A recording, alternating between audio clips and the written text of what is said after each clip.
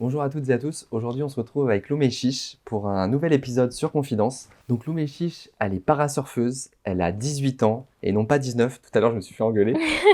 Elle m'a dit me vieillis pas trop. On va parler un petit peu de son parcours qui est ultra inspirant, déjà parce qu'elle est jeune mais elle a déjà accompli énormément de choses. Donc c'est parti pour le nouvel épisode avec Lou Chiche, parasurfeuse. C'est parti.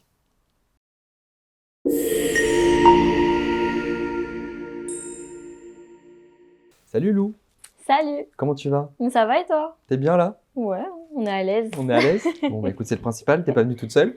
Non, je suis venue avec mon chien guide Pita, Pita, Pitouille pour les intimes. qui a un mâle. C'est ça, et mon papa qui m'accompagne partout dans Partout. toutes mes aventures Cyril, folles. qu'on C'est embrasse, ça. qui est juste à côté. Je regarde la caméra quand je dis ça. Donc, écoute, on en parlera un petit peu après, pourquoi tu as besoin d'un chien guide, etc. Ok. On va parler un petit peu de ton parcours. Ce qui est assez rigolo, c'est que tu es la première invitée qui m'a été recommandée. Parce que comme tu le sais, à la fin de l'émission, je pose la question signature. Et c'est Salim qui Oui. m'a recommandé ton profil. Bon, pour être très honnête, je te connaissais déjà parce qu'on a eu l'occasion de se croiser. On pourra peut-être en reparler dans l'émission. Et donc oui, Salim, du coup, m'a recommandé. Et je trouve ça cool parce que du coup, ça y est, tu es la première invitée un petit peu qu'on a recommandée par un autre invité. Et je pense que si Salim t'a recommandé, c'est que tu as des belles choses à faire valoir, tu as des belles valeurs que tu partages. Et du fait de ton jeune âge aussi, je pense que, enfin voilà, moi pour te connaître un petit peu, pas énormément, et justement, ça va être aussi l'occasion dans cette émission d'apprendre à te connaître. Je trouve que déjà, tu dégages quelque chose de très bienveillant, de très positif. Et voilà, on va écouter ton parcours qui, je suis sûr, pourra aider beaucoup de personnes et tu as beaucoup de choses à nous dire. Donc, tu connais le principe du coup de confidence. L'idée de confidence, c'est de briser un petit peu la glace. Est-ce que tu peux nous raconter une anecdote qui te vient en tête ou que tu as envie de nous partager? Alors j'en ai une très récente parce qu'elle date de 2 jours où je me suis acheté une nouvelle paire de chaussures que j'ai à mes pieds qui est rose pâle. Et j'ai en fait exactement la même paire mais tout en blanc.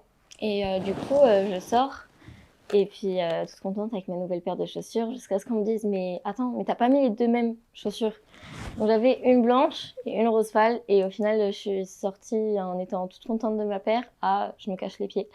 Donc ça c'était l'anecdote assez marrante, sachant que le matin j'avais bien analysé ma paire pour être sûre que je mettais les deux mêmes et j'étais sûre de moi. Et donc c'était l'anecdote un peu Parce que récente. du coup, t'as les deux mêmes de chaque couleur, c'est ça? Ouais, c'est ça. Et en fait, t'as pas fait attention que... Pour moi, j'étais persuadée que c'était bon. Mais vu que le rose pâle et le blanc, pour moi, ça se ressemble énormément. C'est une bonne entrée en matière parce qu'effectivement, on va expliquer pourquoi. Mmh. Pourquoi tu t'es trompé de chaussures, on en a un petit peu évoqué dans le préambule de cette vidéo. Mais toi, en fait, Lou, tu as pas une cécité complète. Est-ce que tu peux nous dire un petit peu quel est ton handicap aujourd'hui? Alors moi, je suis malvoyante. Ouais. Donc mon œil gauche ne voit rien à part la lumière. Et mon œil droit, je ne vois pas sur les côtés. Je vois pas au milieu. Et entre les deux, j'ai un petit espace où j'ai un 20e. Ok, parce que tout à l'heure, on en parlait un petit peu en off. Tu disais que nos visages, par exemple, que ce soit Kev qui est du coup au cadrage, Chloé qui est avec nous, une amie, et moi, tu n'arrivais pas forcément à nous identifier. Ouais, ça c'est vachement basé sur l'imagination. Donc, je vois que par exemple, moi je sais pas, il a les cheveux courts. Je vois que il a la peau claire, etc. Ok, je pense savoir qui c'est. Il a peut-être de la barbe, etc. Je pense savoir qui c'est. Enfin, c'est vachement basé sur de l'imagination et du peut-être que c'est lui. Et du coup, est-ce que tu peux nous dire la coupe de cheveux qu'a Kev qui est derrière la caméra? Je crois qu'il a les cheveux mi-longs. C'est bien. Ah, tu vois, du coup. Mais du coup, c'est chouette parce que, bon, voilà, on va parler de ton parcours. Toi, tu nous dis, enfin, on en a parlé un petit peu tout à l'heure. Donc, toi, tu as perdu la vue, en fait, très, très jeune. Donc, c'est-à-dire que, à partir de tes 2 ans et demi, je crois, tu ne vois pas. Est-ce que tu peux nous raconter un petit peu ton histoire à ce moment-là et quelle était, pourquoi, enfin, quelles conséquences ça a fait que tu ne vois plus aujourd'hui? Alors effectivement, la chance que j'ai eue, c'est que c'est arrivé très jeune, donc à l'âge de mes 2 ans et demi. Mes parents, ils se rendaient compte qu'il y avait quelque chose qui n'allait pas. Enfin, je me cognais un peu partout, etc. Donc bon, c'était un peu bizarre. Du coup, on allait voir plusieurs ophtalmos. On a fait Paris, Bordeaux. Enfin, on a fait plusieurs vraiment ophtalmos dans la France. Jusqu'à ce qu'on remarque qu'il y avait effectivement un problème, que je fasse une IRM. Et qu'on se rende compte qu'en fait, j'avais une tumeur cérébrale, du coup, qui avait rongé mes nerfs optiques. Et du coup, je suis allée directement me faire opérer pour mettre tout l'équipement pour les chimiothérapies. Et jusqu'à l'âge de mes 7 ans, j'ai eu des chimiothérapies. Et aujourd'hui, du coup, grâce à ça, ma tumeur, elle est stable. D'accord. Ah, donc tu as encore ta tumeur aujourd'hui? Oui, elle est toujours là. Donc ça, j'imagine que tu es énormément surveillée. Oui, c'est ça. Du coup, je fais des IRM assez régulièrement. Ouais. Le ophtalmo, j'y étais avant-hier. Enfin, D'accord. on vérifie quand même assez souvent que elles reviennent pas de plus belle, quoi. Et donc du coup, donc ta tumeur, donc tu as 2 ans et demi.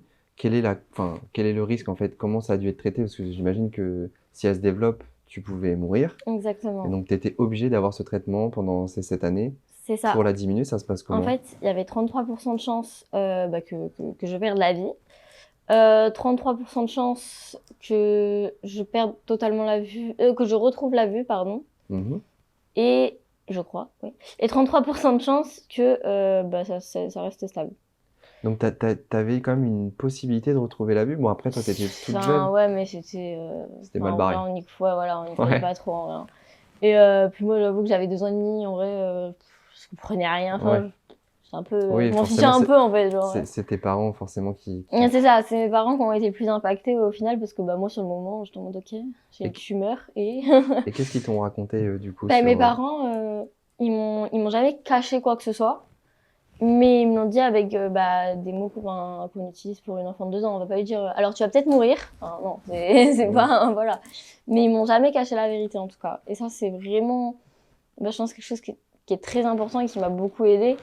C'est que au final, vu qu'ils m'ont jamais caché la vérité, je me suis toujours rendu compte de ce que je vivais et qu'au final, je suis passée à côté de plein de malheurs au final et je pense que c'est un très bon point qui m'ait pas caché la vérité. Ouais. Et tout à l'heure, moi, il y a quelque chose que tu t'en es peut-être pas rendu compte, mais tu l'as dit, et je vais le reprendre. Tu as dit la chance, c'est que ça me soit arrivé plus tôt. Est-ce que tu peux dire pourquoi Déjà, rien que dans ta formulation, je trouve qu'elle est hyper positive et pleine de sens. En fait, c'est vrai que perdre un sens, par exemple à l'adolescence, ou même dans l'enfance, mais vers 7 ans, etc., c'est dur parce qu'en fait, on a grandi avec ce sens-là et on a des repères, etc. Moi, 2 ans, ça y est, quoi.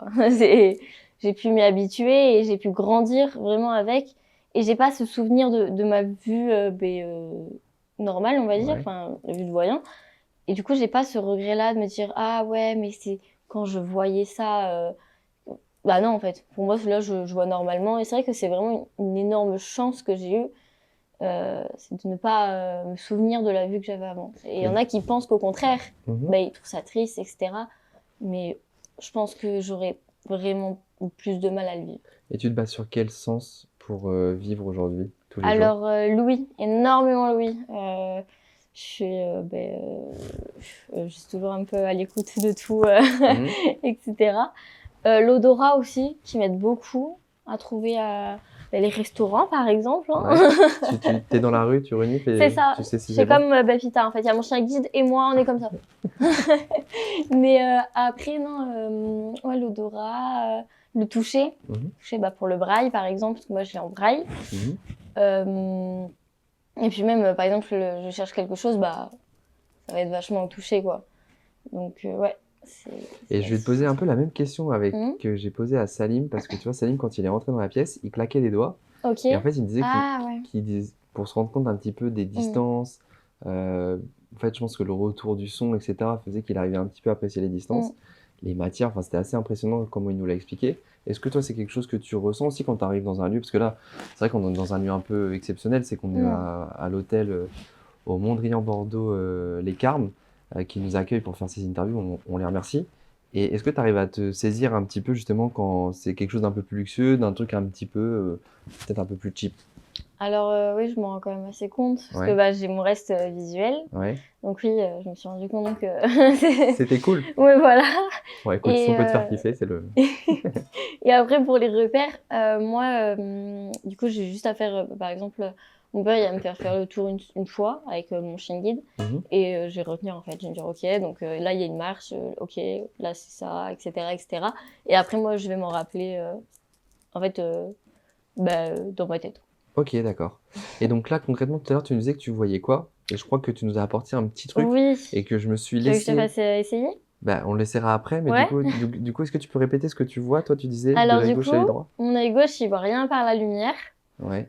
Et mon œil droit, je vois pas sur les côtés, je vois pas au milieu. Et entre les deux, sur une petite partie, j'ai un vingtième. Et quand tu dis que tu vois pas la lumière, ça, enfin, j'arrive pas à me Enfin, je vois représenter. tout en fait, rien, pardon, Ok. à part la lumière. C'est-à-dire que, genre, D'accord. par exemple, mon œil gauche, là, si je ferme mon œil droit, je vois que la lumière là, et sinon, D'accord, ok. ouais, je vois rien, quoi. Et donc, moi, tu m'as apporté aujourd'hui une simulation. Je Exactement. crois que c'est ton papa qui. Ouais. Ah, c'est toi qui l'as? Exact. Ok. Tu l'avais pas vu? Alors là, on va être Voilà. embêté parce que Ça, toi, c'est tu bon. vois rien et moi, j'ai pas les doigts. Donc Alors, là, c'est un attends. peu la cour des miracles. C'est un Je peu vais t'aider. confidence, quoi. Tac, c'est bon? Ouais, attends, regarde, je vais gérer. C'est un peu comme le truc de méta, ça. Donc là, avant que je le mette, Oui. avant d'avoir ma première action, c'est ce que tu vois, toi. C'est ça, mis à part l'acuité visuelle, c'est-à-dire que là où tu vas bien voir, entre Ouais. guillemets, et ben moi je vois moins bien vu que j'ai un vingtième à cet endroit-là. D'accord, ok.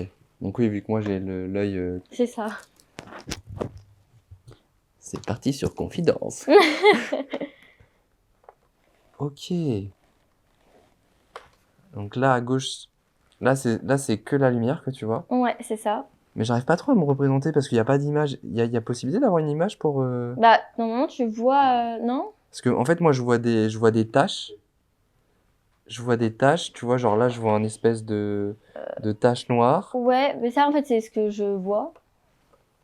Mais normalement, tu devrais voir, non?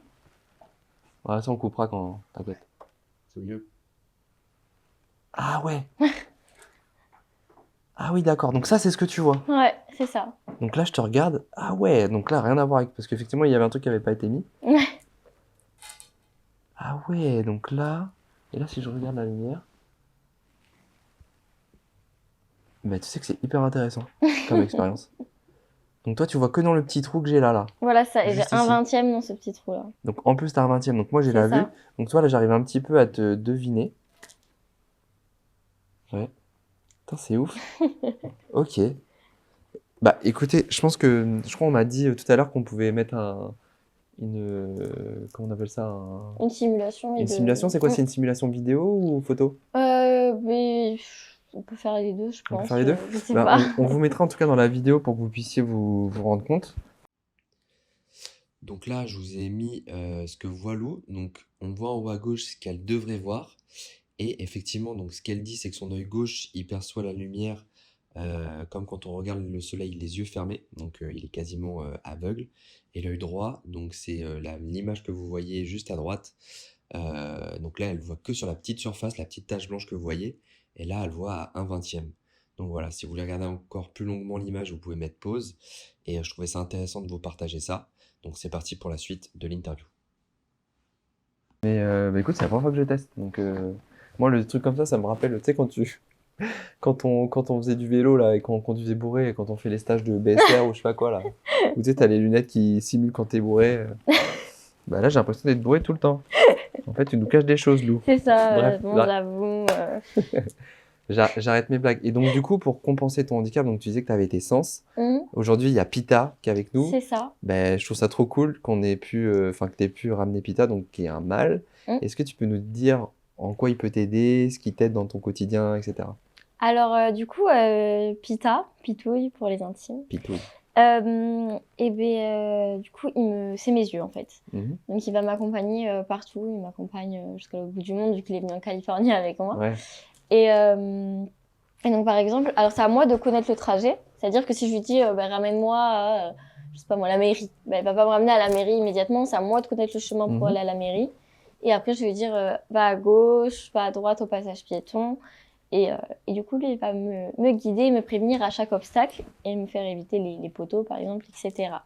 Mais au-delà d'être un chien guide, et mes yeux, c'est mon meilleur ami. Mhm. Il m'a beaucoup aidé dans la confiance en moi, l'acceptation de mon handicap, parce que quand il est arrivé, j'avais 14 ans, 14-15 ans. Donc là, ça fait 4 ans du coup. Et c'est ça. 4-5 ans que tu l'as. Et il m'a changé la vie en fait. Mhm. Parce que j'étais harcelée à ce moment-là. Donc j'arrivais au collège, j'étais moi, Lou avec mon handicap, contre tout le monde et sans amis. Et il est arrivé dans ma vie, j'avais mon meilleur ami en qui j'avais totalement confiance. Et face à tout le monde, mais au final... Mais ça, on va en reparler, Lou, parce que je trouve que c'est ultra important d'en parler, parce qu'on se rend pas compte, on a l'impression que, tu vois, on est en 2024 et que même si c'était il y a quelques années, que bah, finalement, le harcèlement, ça n'existe plus, encore moins pour des personnes handicapées. Et finalement, tu en as été victime, donc je pense qu'on va en reparler. Moi, j'ai envie quand même qu'on parle un petit peu de Pita. Tout à l'heure, tu me disais qu'il t'aidait à éviter les poteaux. C'est ça. Pour les feux rouges, j'imagine aussi, il arrive à... Alors, les feux rouges, non, c'est à nous de gérer. On a souvent un petit boîtier où on va appuyer dessus et ça va, quand le feu rouge est équipé, et ça va nous dire passage piéton vert, passage piéton rouge, enfin ça répète, etc. Ou alors on fait avec la circulation à l'oreille en fait. D'accord. Voilà. Beaucoup à l'oreille, donc les voitures électriques, ça t'emmerde. Ouais, les voitures électriques, moi j'appelle ça un écrase aveugle. Parce que c'est vraiment galère. J'aime trop. Ok, et du coup, donc Pita, par exemple, dans le quotidien, donc là, c'est dans la rue, etc. Est-ce qu'elle t'aide pour des gestes du quotidien, t'habiller? Non, pas du tout. M'habiller, c'est vraiment moi qui gère. Ouais. Lui, c'est vraiment, vraiment un guide. C'est tes yeux, quoi. Voilà, donc dans la rue et un soutien moral énorme aussi. Ouais, bon, on va en parler. Mais je crois que tu peux lui faire des petits tours. Est-ce que tu veux nous faire une petite démonstration? Voilà, il est en plein sommeil, Pita. Ouais. Allez. On l'embête, le Faut pauvre. réveiller la bête. Allez, bébé. Parce que tout à l'heure, tu me disais que tu pouvais le faire te checker. C'est ça. Pita, assis. Allez. Assis, mon bébé. Check. Non, mais check. C'est bien, ma fille. Et c'est Salam Khoya? Ouais, il y a ça aussi. Bon, Pita, allez. Dernier effort. Salam Khoya. C'est bien, mon bébé. Il est saoulé. Ouais. J'en ai marre de ma maîtresse. On va le laisser faire la sieste. Mais tu vois, ce que j'aime bien aussi dans ce qu'on est en train de réaliser là, c'est qu'on est en train de mélanger des univers et je pense que... Enfin, moi, j'avais vu des vidéos qui m'avaient un petit peu choqué, parce que je crois que c'est inscrit dans la loi que quand tu as un chien guide, tu as le droit d'aller dans les magasins, dans les taxis, dans les hôtels, etc. Et moi, j'avais vu des vidéos, et tu vois, j'en ai même pas parlé avec la vidéo avec Salim, donc peut-être que toi, tu peux aussi nous dire des choses par rapport à ça. Qu'est-ce que tu en penses? Et peut-être faire passer un message. Alors oui, effectivement, c'est triste parce que je pense que tu parles de la vidéo de Uber. Ouais, j'avais vu une vidéo comme ça. Ouais. Peut-être qu'on pourra mettre des extraits. Et après, c'est vrai qu'effectivement, ça arrive. Mais moi, c'est jamais allé aussi loin. C'est-à-dire qu'en général, faut pas rentrer dans le conflit, parce que ça sert à rien. Faut juste venir avec un grand sourire et dire oui, bonjour, c'est un chien guide, je suis malvoyante et du coup, ce sont mes yeux. Et en général, s'ils insistent, on sort l'exemple de mais monsieur, par exemple, une personne en fauteuil roulant, vous n'allez pas lui demander de laisser son fauteuil à l'entrée et de rentrer sans... Ah ouais. Qu'on me refuse dans Uber, ouais. Ah non, d'accord, ok, c'est dingue. Ouais. Pour pas abîmer la voiture. Ça paraît tellement logique, ok, d'accord. Et en général, il laisse rentrer après l'exemple du fauteuil. Est-ce que toi, ça te coûte de devoir te justifier par rapport à ça? Alors moi, honnêtement... Tu t'en fous? En soi, oui, je m'en fiche un petit peu parce que je me dis... c'est tellement rien par rapport à avant, tout ce que j'ai subi, etc. Que franchement, voilà. Et puis, malheureusement, on n'en parle pas assez. Donc, c'est même pas la faute des gens qui nous disent non, c'est pas leur faute parce qu'en fait, ils n'ont pas forcément été formés par rapport à ça. Donc, je peux même pas leur en vouloir. Après, ce qui est problématique, je dirais, c'est par exemple, ça m'est déjà arrivé il y a pas longtemps de rentrer dans un magasin et qu'on me dise à l'entrée non, vous rentrez pas. Je dis bonjour, c'est un chien guide. Enfin, ouais, voilà. Ok, je continue. Et là, il y a une personne qui n'est même pas de la sécurité qui me dit excusez-moi, mais le chien guide, ça va pas être... le chien, pardon, ça va pas être possible. Donc, j'explique. Et une troisième personne où là, je dis excusez-moi, ce serait bien de se passer le mot. Et la personne, elle a pas trop bien pris, je crois, mais bon. Et c'est vrai que ce qui est dommage, c'est qu'ils se passent pas le mot entre eux aussi. C'est vrai que c'est pas classique de voir un chien rentrer, je sais pas, moi, je dis n'importe quoi, mais dans un magasin de nourriture. Mais dans ce cas-là, on se passe le mot, on dit ok, c'est bon. Oui, et puis tu vois la différence aussi de la représentation peut-être qu'on peut se faire d'un aveugle, d'une personne qui est malvoyante. C'est vrai que toi, tu me regardes, et quand on te regarde, on se dit pas que tu es aveugle. Donc quand tu arrives avec un chien, si on voit pas le fagnon, peut-être que ça peut leur porter. Et c'est aussi tout l'intérêt aussi des vidéos qu'on est en train de faire là, c'est que les gens s'éduquent par rapport à peut-être des situations et qu'ils comprennent que peut-être que si c'est la troisième fois qu'on te demande, il y a un moment c'est un peu relou. Ouais, c'est clair. Mais oui, mais comme tu disais, j'étais scolarisée à Biarritz, moi. Et à Biarritz, dans les bus, les chiens sont autorisés seulement s'ils peuvent être mis dans un sac. Ce qui n'est pas le cas de mon chien. Et, Fallait prendre un chihuahua. Ouais. Et je monte dans le bus et justement, vu que moi je suis sur mon téléphone, je regarde la personne quand elle me parle. Il me dit mais t'es pas aveugle toi? Je dis alors bonjour, je suis malvoyante donc c'est un chien guide. Enfin, voilà, je suis totalement en droit de rentrer. Et il me dit non t'es pas aveugle toi. Je dis alors. Et ça c'était qui? Un chauffeur du bus. Donc, alors oui, bonne analyse, je suis malvoyante. Et bref, il me l'a répété plusieurs fois, donc bon. Après, ça s'est vite réglé, il est revenu, on s'est recroisés, s'est excusé, etc. Et mais c'est vrai que oui, il y en a beaucoup qui remettent en question même mon handicap par rapport au fait que je suis plutôt à l'aise dans la vie de tous les jours avec mon handicap. Et je repense à ça parce que pendant que tu parles, ça me fait penser à... Je me dis, mais...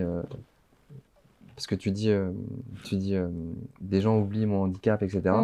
Et c'est vrai que du coup, dans ma tête, là, à ce moment-là, je revois la vision que je viens d'avoir avec ça. C'est qui t'a créé ce système? Alors, et pourquoi tu as fait ça? Alors, c'est avec mon ophtalmo et mon père, ils ont travaillé là-dessus. Et moi, je fais beaucoup de sensibilisation dans les écoles, donc de la maternelle à Cage, ou même l'EHPAD pour aller plus loin. Et, beaucoup plus loin. Oui, beaucoup plus loin. Et du coup, je trouve ça important en fait, qu'ils se mettent vraiment à ma place, parce que souvent on me dit, mais comment tu vois là, qu'est-ce que tu vois en fait concrètement? Et je suis en mode, je sais pas, moi je suis habituée. Et c'est vrai que c'est frustrant, je pense, pour les personnes en face. Et je trouve important de leur montrer quelque chose de plus concret, on va dire. Et vu que je leur fais essayer le surf, entre guillemets, avec une semi-sphère et une planche, et bien, je trouve intéressant de leur montrer d'abord sans les lunettes et après avec ma vue. Et c'est important pour toi de faire toute cette démarche-là? Qu'est-ce que ça t'apporte personnellement? Je trouve ça super important parce que malheureusement, on est quand même en 2024 et les différences sont encore vues comme un défaut et ça nous divise, alors que bien au contraire, je parle pas que de l'handicap, mais vraiment des différences en général, peu importe la différence, mais c'est une énorme richesse et une énorme force. Et je pense qu'on a beaucoup à apprendre de chacun.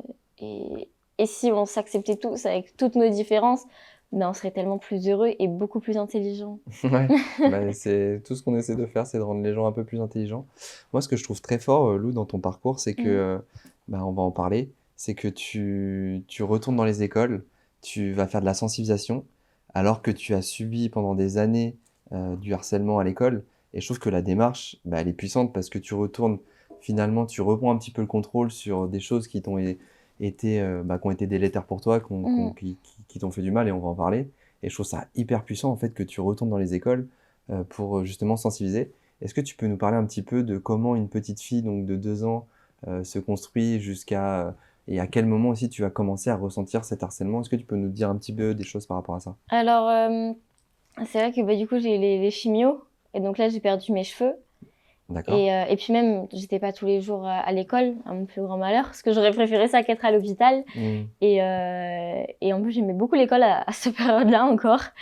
Et donc déjà, c'était oui, tu fais exprès de rater l'école, alors que en plus, à la période où on faisait des coloriages à l'école, je veux dire, c'est pas le moment où t'as vraiment envie de sécher les cours. Hein. Tu vas pas faire décoller une fusée, quoi. Comment? C'est pas le moment où tu fais décoller une fusée. Ouais, non, voilà, ça. Et du coup... Et puis aussi le fait que j'avais plus de cheveux alors que j'étais une fille, donc... Mais à la limite, ça, à ce moment-là, je m'en fichais un peu. En fait, j'ignorais un peu... Moi, je me bossais au-dessus, en fait. C'était pas... Je m'en suis rendu compte en grandissant que, ouais, c'était de l'harcèlement. Mais sur le moment, on m'aurait dit, tu te fais harceler? J'aurais dit, non. Alors que clairement, c'était de l'harcèlement. C'était quoi les remarques et à quel âge à peu près? Sur les cheveux, t'as un petit garçon... tu fais et c'était vers 5-6 ans je crois. Et c'était tu fais exprès de rater l'école, en vrai t'es pas malade, t'es pas malvoyante, voilà des choses après, comme ça reste à cet âge-là, ça reste des enfants là où c'est un petit peu voilà plus... c'est ça. Donc là à la limite moi franchement même à l'heure d'aujourd'hui je leur en veux pas du tout. On était petits, genre c'est de l'incompréhension, c'est de l'ignorance, c'est pas de la méchanceté en soi. Donc 5 ans, 6 ans, ouais, je leur en veux vraiment pas quoi. Et puis j'avais quand même de super bons amis. J'avais un ami à moi qui a 5-6 ans, a voulu se raser le crâne pour être comme moi et pour plus comprendre. Enfin, c'est quand même dingue à 5-6 ans de vouloir faire une démarche comme ça. Donc j'avais quand même des amis à ce moment-là. Et là où ça a commencé à devenir un peu plus dur, je dirais, c'est au collège. Au collège, on m'a dit que ça allait être les meilleures années de ma vie. Ouais. On a quel âge au collège? Je me souviens plus, c'était il y a longtemps. Je crois que c'est 11 ans, 12 ans, ouais. je sais plus trop. Et donc, je rentre en 6e. Au début, ça va, j'ai des amis.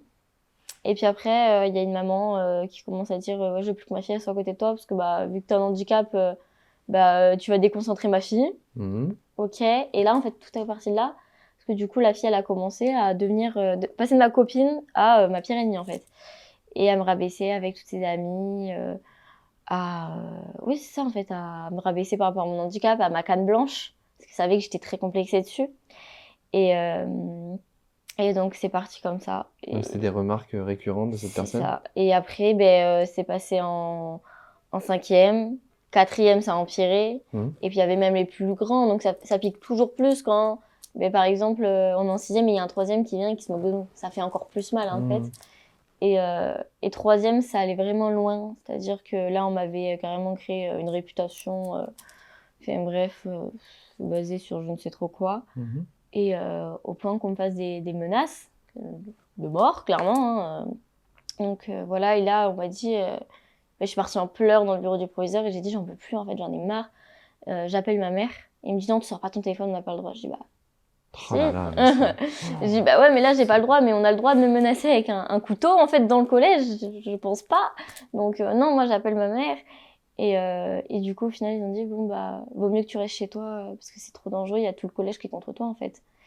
Et tu réagis comment dans ces cas-là pendant toutes ces années? Et qu'est-ce qui fait que tu ne dis rien pendant des années? Moi, en fait, je voulais pas être une victime, encore une fois. Déjà que y a beaucoup de gens qui me regardaient comme la pauvre petite handicapée victime de la vie, en fait. Et j'appréciais pas du tout ce regard-là.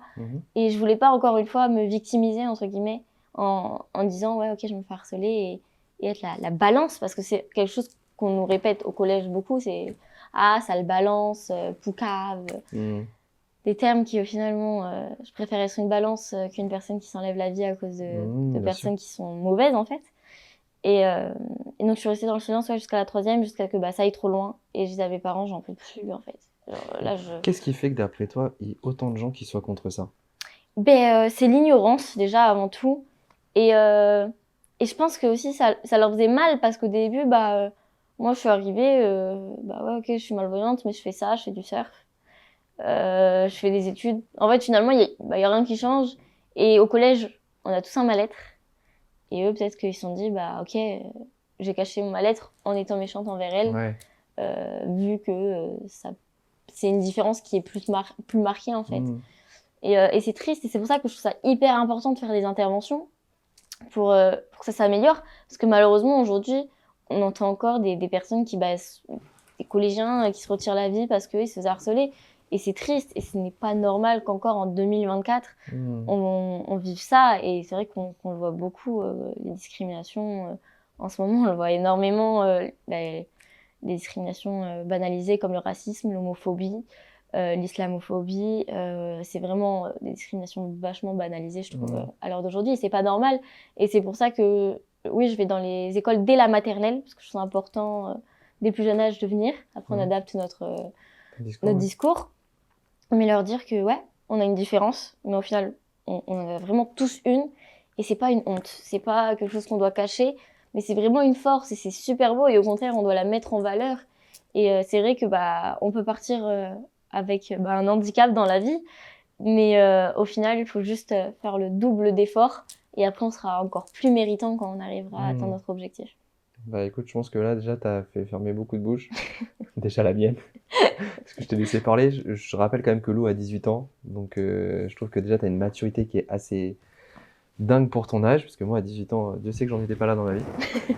Mais moi, ce que je reviens à cette histoire de cette maman qui... Je trouve ça, mais je me demande comment c'est possible. Ouais, c'est dingue. Qu'est-ce qui fait qu'on va t'attaquer sur quelque chose qui n'est pas... qui est dû en plus de ça à ce que j'appelle l'impermanence de la vie, c'est-à-dire que tu as subi... t'as eu un cancer, on t'a soigné par rapport à ça, il y a eu ses conséquences. Enfin, je sais pas, on devrait se soutenir. C'est vrai que je trouve ça assez dingue. Moi, même à 18 ans, j'espère en tout cas de tout cœur que je ne serai pas le genre de maman à aller voir une petite de 11-12 ans et aller dire désolée mais ma fille je veux pas qu'elle soit à côté de toi parce que parce que t'as une difficulté, parce que t'es dyslexique, parce que je trouve ça tellement horrible. Et en plus, venant d'une maman, on se dit, ah ouais, mais c'est une maman qui le dit. Bah, c'est peut-être Ça aurait qu'elle pu a arriver raison, en à fait. sa fille. Et ouais, non, franchement, c'était très dur. C'était un moment très dur où je me suis dit, waouh. Et elle est carrément allée voir mes parents pour dire, oui, désolée, hein, mais bref, ils étaient choqués, quoi. Ils étaient en mode, ah ouais, ok, même les parents. Et pendant ces périodes-là, tu ressens quoi comme émotion? De la colère? Alors, j'étais très en colère. Très, très, très en colère. Sachant qu'en plus, moi, mes émotions, Ouais. voilà, très en colère et dans la compréhension, en fait. Pourquoi tant de haine pour un handicap? Enfin, je comprends pas. Je demande pas ouais, ça, qu'on fasse, oh, la pauvre, tout ça, qu'on ait de la peine, mais je demande pas qu'on ait non plus de la haine envers moi. Bien sûr. Et c'est vrai que j'étais très en colère. J'étais en colère contre tout le monde, la terre entière, parce que pour moi, la terre entière me détestait par rapport à un handicap. Je ne pensais pas qu'un jour je pourrais avoir des amis. Je pensais pas qu'un jour je pourrais avoir un copain qui m'aimerait sincèrement et qui se moquait pas de moi, en fait. Ouais, pour moi, tout ça, c'était impossible. Recevoir de l'amour extérieur de ma famille, c'était impossible. Et je me disais même, est-ce que mes parents, en fait, ils m'aiment vraiment? Ou c'est juste, ouais, ils ont de la peine, en fait. Et c'est vrai que c'était très, très dur. Carrément, mes parents, les pauvres, je leur ai fait la misère, du coup, par rapport à ça. mais ouais, c'est vrai que c'était vraiment très compliqué, mes émotions. Enfin, on faisait une petite réflexion, mais c'était pas méchant, rien. Ah ouais, enfin, je m'énervais direct, alors que bon, aujourd'hui, voilà, quoi. Et comment tes parents ils réagissent par rapport à ça? Mes parents, au début, ils comprenaient pas trop parce que je leur ai pas du tout parlé de harcèlement. Donc, ils comprenaient pas d'où venait cette colère, tout ça. Ils me disent, mais calme-toi, arrête de tout le temps avoir de la haine comme ça. Ou même, je racontais mes rêves, j'étais en colère, j'étais au collège, j'étais énervée contre des personnes, mais ils comprenaient pas en fait d'où ça venait. Parce que quand ils me disaient, mais il y a un problème, il y a quelque chose qui va pas, je disais, mais non, mais tout va bien. C'est parfait en fait, tout va bien dans ma vie, etc. J'ai plein d'amis, alors que pas du tout. Enfin, c'était voilà, je voulais pas les inquiéter en fait non plus. Et parce que je me disais, en fait, ils sont assez inquiétés toute mon enfance par rapport à ma tumeur. Je dis pourquoi, je vais pas les inquiéter encore plus. Tu voulais les préserver? C'est ça. Et jusqu'à ce que je me rende compte que au final, ça allait me faire dépérir. Moi, j'ai jamais eu de pensée suicidaire. Au début, si, mais après, j'ai réussi à retrouver un chemin qui m'a permis de ne pas penser à tout ça. Et c'est le sport? C'est le sport et autres. Et c'est vrai que ouais, ça m'a sauvée parce que sinon, je pense pas que je serais encore de ce monde-là. Et quand est-ce que tu as fait appel à tes parents ou quand est-ce qu'eux s'en sont rendus compte? C'est quand vraiment on m'a menacé de mort. C'est quand on m'a dit aujourd'hui on va te planter. Et que j'ai dit ok, là j'appelle ma famille parce que c'est plus possible quoi. C'était juste un peu avant de passer mon brevet. T'avais quel âge? J'avais 14 ans je crois. J'avais Pita. Je me rappelle, elle m'avait attrapée par le cou. Puis ça y est, c'est parti en courant, le pauvre il avait eu peur. Donc ouais, c'est ça. C'est une chose que tu as envie de parler ou que... je trouve ça important d'en parler. Je pense qu'il faut pas que ça reste tabou parce que malheureusement c'est en restant tabou, caché que on va pas avancer en fait. Et alors, le but c'est pas de faire du sensationnalisme sur Confidence. On est loin des choses qui se font de manière classique. On a envie de faire des choses bienveillantes qui sont intéressantes. Bien sûr. Mais bon, t'es pas obligé de me répondre. Okay. Et on coupera s'il faut. Mais il se passe quoi dans cette menace de mort que tu reçois à ce moment-là? C'est comment arrive ce conflit et qu'est-ce qui se passe? En fait, moi, j'ai pas trop compris. Donc, t'es au collège? C'est ça, je suis au collège pour une sorte de garçon dont je m'en fichais totalement en plus. Donc, en plus. Voilà. et on est venu me voir, donc soi-disant des copines qui viennent me voir qui me disent ouais, un tel qui était censé être comme ma sœur, elle a pris un couteau aujourd'hui et elle veut te planter. Et donc là, moi, je fonce vers le bureau du proviseur et je dis c'est pas possible. Et elle ouvre la porte comme une hystérique. Je me rappelle, on aurait dit une poupée dans les films d'horreur, elle faisait trop peur. Et elle dit, elle est où Et voilà, sur le coup, j'en rigole, mais au moment, vu que je me suis dit, en plus, le proviseur, je crois qu'on appelle pas ça un proviseur au collège. Mais enfin, voilà, vu que ils font rien, en fait, déjà de base, Là, je me dis à tout moment, elle rentre, elle me plante et personne va dire quoi que ce soit en fait. Tu leur en veux ça de... Je leur en veux, ouais. Parce que je me dis, c'est des adultes. On était au collège. Ils auraient clairement pu gérer le truc en fait. Et puis c'était pas un collège difficile à gérer, mais il fallait juste qu'on mette des limites parce que bah on est des ados, crise d'adolescence. Alors c'était pas non plus un collège ultra compliqué à gérer, je pense. Et c'est vrai que ça, je leur en veux énormément parce qu'ils ont fermé les yeux, ils ont fait les aveugles sur cette situation. Et c'est vrai que je trouve ça horrible parce que c'est les premiers, je trouve ça hyper hypocrite. Parce qu'en fait, c'est les premiers à venir nous dire au début de l'année, si vous êtes harcelé, n'hésitez pas à venir nous en parler et on sera là pour vous. Mais au final, quand on vient vers eux, ce qui n'est clairement pas facile en plus de ça, c'est soit on nous croit à peine, soit on nous dit ok, on va faire quelque chose, mais vous les convoquez, vous les disputez, comme si bah ils avaient, je sais pas moi, ils m'avaient arraché un truc des mains alors que bah ils blessent énormément en fait. Et on dirait que c'est une banalité d'harceler et que bah ouais, c'est bon. Et là, aujourd'hui, c'est quoi le message que tu veux faire passer par rapport à ces gens-là ou les gens qui... Rester, ignorer un harcelé qui vient se plaindre, c'est faire partie des harceleurs, clairement. Et ceux qui sont harcelés, vraiment, si ça marche pas avec le corps enseignant, le collège, lycée, primaire, allez voir vos parents. Si vos parents ne sont pas à l'écoute, il y a même des numéros pour ça. Allez voir la police. Vraiment, ne vous laissez pas faire. Vous n'avez aucune honte à avoir. Les fautifs, c'est eux et pas vous. La honte est de leur côté, pardon, et pas de la vôtre. Pas du vôtre, pardon. Ben voilà, le message il est passé. On remet l'église au milieu du village. J'aime beaucoup ça. Là, c'est vrai qu'on parle de choses qui sont quand même compliquées, qui ont été compliquées pour toi, etc. Mais moi, ce qui m'intéresse aussi, c'est, on va le voir un petit peu peut-être dans la deuxième partie de cette interview, c'est que tu es une force de résilience, que tu as été affirmé par rapport à un sport, que tu as eu des médailles, on va en parler.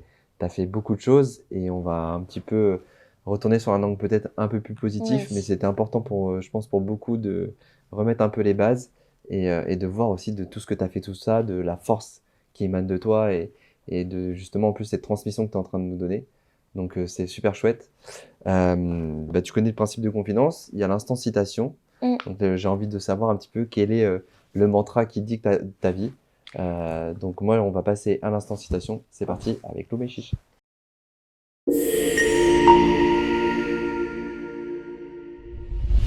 Alors du coup je l'ai sur mon téléphone.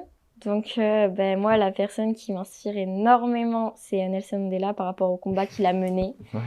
Donc il a dit c'est le GOAT. C'est vraiment on a les mêmes rêves. La plus grande gloire. Désolée, je dois zoomer donc. Vas-y, je t'en prie. Tu pourras même le montrer si tu veux, pour qu'on se rende compte comment tu lis. Alors du coup, la plus grande gloire n'est pas de ne jamais tomber, mais de se relever à chaque chute. Donc ça, c'est la première.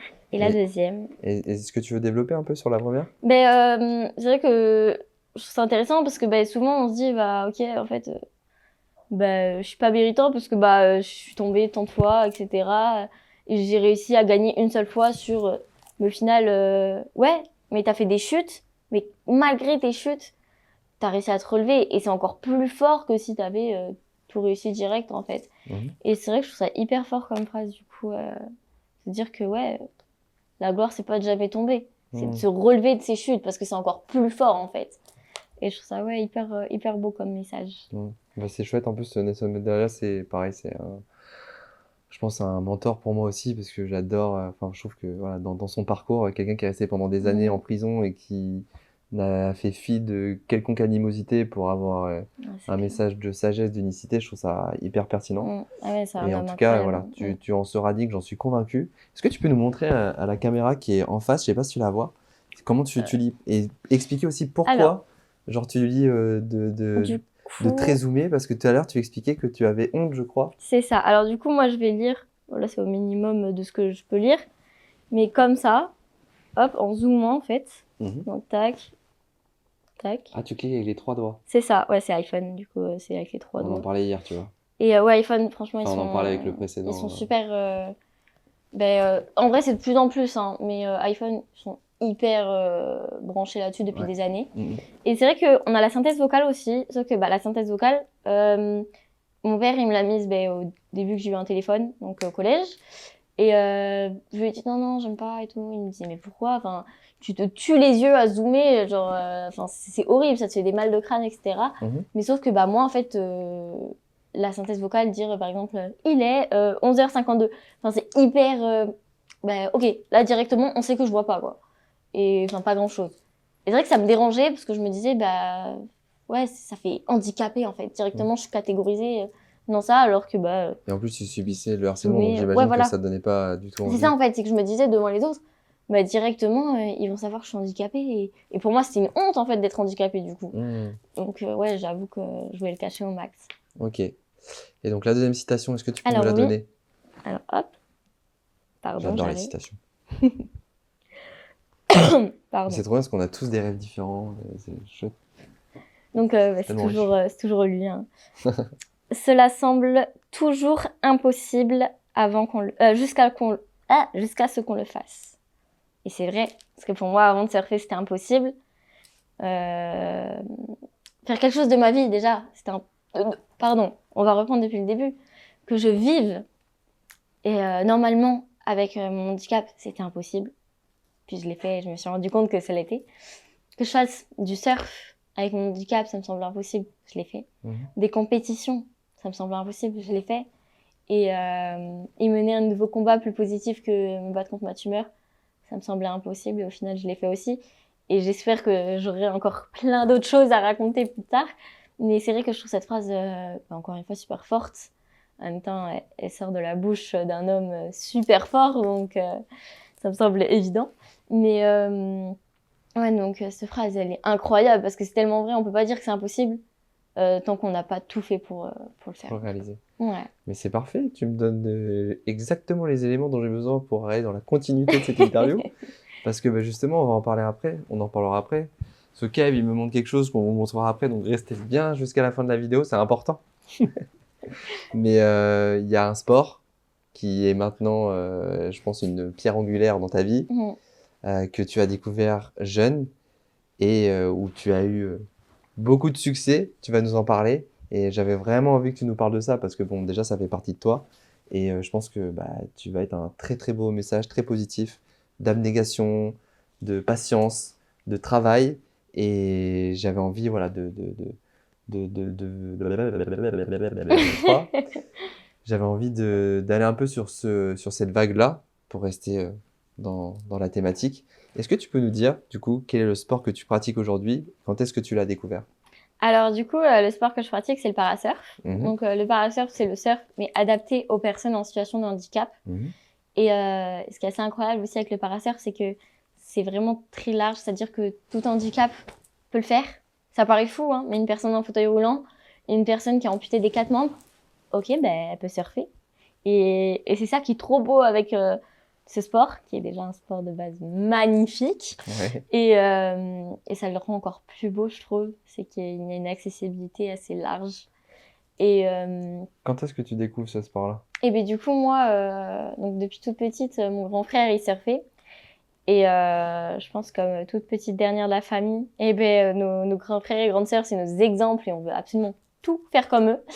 Ils ont quel âge tes grands frères? Alors moi, mon grand frère, il a 23 ans, pardon, j'ai un bug, et ma sœur, elle a 26 ans. D'accord. Et donc, ma sœur, du coup, elle faisait de l'équitation. Donc, bon, ça me tentait pas trop. Mais c'est comme ça qu'on a connu Salim, d'ailleurs. D'accord, ok. Et mon grand frère, il faisait du surf. Et alors, bon, ma sœur aussi, elle me parlait énormément d'équitation, mais mon frère, ça me tentait vraiment, parce qu'il me parlait de liberté. Il me parlait de s'évader seul qu'avec l'océan. Moi, on m'appelait le poisson de la famille, parce que j'étais tout le temps dans l'eau. Donc, je me dis, waouh, mais ça a l'air tellement bien. Il faut absolument que je connaisse cette sensation de liberté, en fait. Parce que c'est vrai que souvent, cette sensation de liberté, on l'a quand on est enfant. Mais moi, je l'ai pas connue, du coup, avec les chimios, etc. Et j'étais tout le temps dans cette recherche-là de prise de risque aussi, parce que j'étais toujours... les médecins, ils faisaient hyper attention à qu'il m'arrive rien, que tout aille bien, etc. Mais moi, moi, je voulais faire, avoir des prises de risques, tomber, me faire mal, me blesser, enfin, comme tout un enfant normal, en fait. Avoir une cicatrice sur le genou qu'on a tous, normalement, quand on est enfant, que je n'ai pas. Et du coup, je voulais tenter. Mais je me disais, ouais, ok. Mes parents, ils me disent que faut pas que je me limite, que tout est possible, mais en vrai, est-ce que c'est possible? Et même eux, en vrai, ils disaient, oh là là, on leur a dit que tout était possible, mais là, il nous fait un peu peur, quand même, sans me le dire, mais... Et du coup, j'ai rencontré Sea Surf, une asso qui, du coup, fait tester le surf à des non-voyants et malvoyants. D'accord. Et je leur ai dit, oui, j'aimerais trop surfer, mais je sais pas si c'est possible avec mon handicap. Et ils m'ont dit, bah si, c'est possible, bien sûr que si. Je fais, non, c'est trop bien. Et du coup, j'ai attendu qu'on arrête les chimiothérapies. Et dès qu'on m'a dit, ok, c'est bon, c'est fini les chimios, je me rappelle toute ma vie, je suis sortie de mon opération pour retirer tout le matériel. Et je prenais ma douche après l'opération. Et je regarde ma mère, je dis, maman, c'est quand que je vais surfer? Du coup, elle me dit, attends, calme-toi quand même. Tu viens de sortir de l'opération, tranquille. Et dès que c'était bon, j'ai foncé à l'eau. Et j'ai dit, ok, c'est bon, j'ai trouvé ma passion. T'avais quel âge là? J'avais 7 ans. Okay. 7 ans, et c'est là où je me suis dit, ok, ma vie là, elle commence, en fait. Ma vie, elle commence vraiment. Et c'est pas juste... En fait, moi, je voyais ça comme un test de force, etc. Avant, pour après démarrer ma vie à fond et profiter encore plus que si j'avais rien eu au final. Et tu te souviens la première fois où tu as été à l'eau? Ah ouais, je me rappelle très très bien. C'était magique. Moi, je voulais pas sortir de l'eau. En fait, j'attendais qu'on me dise, ça y est, on rentre, on est fatigué et tout. Mais sinon, moi, je sortais pas. Moi, j'aurais pu me taper un malaise dans l'eau, mais c'était pas grave. Au moins, j'avais profité à fond, j'avais pas de regrets. Et parce que là, je me rappelle que j'avais peur qu'on me dise que ça allait être qu'une fois. Et du coup, j'avais trop peur de ça. Donc, en fait, je voulais profiter à fond et pas avoir de regrets. Et je me dis, mais c'est trop bien le surf. Non, c'est bon, c'est mon sport. J'ai essayé plusieurs sports avant, j'avais essayé la danse, etc. Et c'est vrai que, moi, j'aime trop le sport en général, donc j'avais kiffé. Mais le surf, vraiment, je me dis, ok, lui, c'est mon sport. Et qu'est-ce qui a fait que tu mets le surf sur ce piédestal? C'est que, déjà, je pense aussi ce qui a beaucoup aidé, c'est que pour moi, c'était l'objectif des fins de chimio. Et c'était ma renaissance. Et c'est vrai que du coup, je pense que déjà, ça m'a beaucoup aidé à l'idéaliser encore plus. Et puis ce moment de liberté, ouais, ça, cette sensation de liberté, d'être loup mais chiche et pas loup handicapé qui est sous traitement lourd, etc.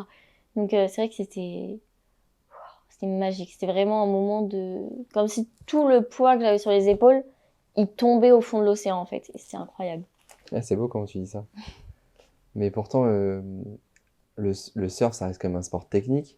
Et je sais que c'est avant d'arriver à un certain niveau et de peut-être ressentir une forme de plaisir, c'est quelque chose où tu dois t'entraîner beaucoup. Et qu'est-ce qui fait que... Parce que tu savais pas surfer quand tu as été dans l'eau la première fois. Moi déjà, moi je suis pas trop patiente. Du coup, moi je voulais y arriver aujourd'hui. Ok. Je me suis dit non.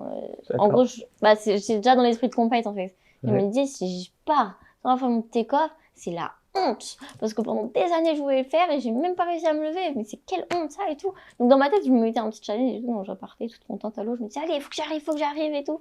Donc quand je me suis mis debout sur la planche, j'étais toute contente. Je me suis dit ok, c'est bon. Donc t'as réussi la première fois? Ouais. Wow.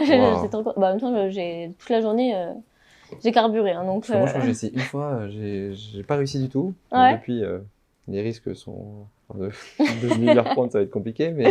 Mais non, c'est dingue. Ah, mais je m'étais franchement. Je pense que c'est mon manque de patience qui m'a beaucoup aidé aussi en fait. Ouais. Parce que moi, je veux tout de suite maintenant. C'est aussi le problème de notre génération. Hein. Et TikTok, génération TikTok. Hein. Et c'est vrai que du coup, en vrai, je pense que des fois, ça nous aide grave parce que nous-mêmes, on va se mettre la pression en mode allez, il faut qu'on y arrive maintenant. Et du coup, on est plus rapide, je pense, avec ce problème-là d'impatience. Et voilà. Et l'évolution dans ta pratique, du coup, donc là, tu as 7 ans, tu commences le surf, tu kiffes, tu as envie de continuer. Comment ça se matérialise? Comment ça s'organise? Comment t'en parles à tes parents? Alors mes parents, dès que je suis sortie de l'eau, ils m'ont dit ok, à mon sourire, ils ont direct capté en fait. Mais bon, on a compris. Et j'ai dit ah ouais, mais je veux continuer. Et je veux aller même plus loin en fait, je veux aller le plus loin possible. Et je vais être comme Kelly Slater. Et, on l'embrasse, c'est un ami. et c'est vrai que puis du coup, on a dit ok, bon, bah, on va essayer de trouver. Mais à ce moment-là, le parasurf, c'était, bah, pour vous donner une idée, les premiers championnats du monde, c'était en 2015. Donc c'est très récent. Et du coup, bah, on a dit ok, on va essayer de trouver un club labellisé par Andy Surf. Et du coup, il y avait Lacanau Surf Club.